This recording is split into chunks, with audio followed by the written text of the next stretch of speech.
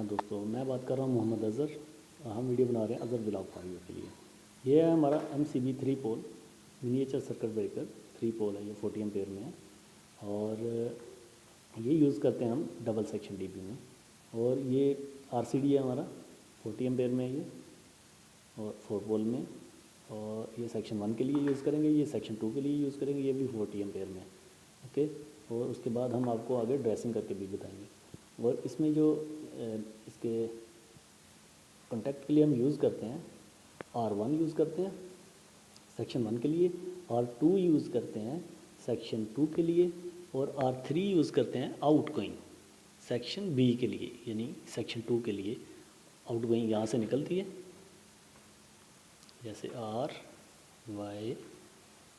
यहाँ से निकलती है और ऊपर जाके B सेक्शन के ऊपर से कनेक्ट करते हैं वो हम आपको आगे कनेक्ट करके बताएंगे। और उसके बाद 4 पीस जो होते हैं इसके न्यूट्रल के यूज़ करते हैं हम, 2 इन के लिए 2 आउट के लिए।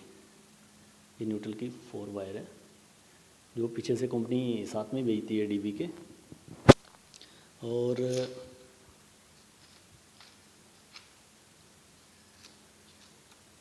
यही तरतीब होती है, डबल RCD यूज़ किया जाता है इसमें और एक MCB यूज़ किया जाता है।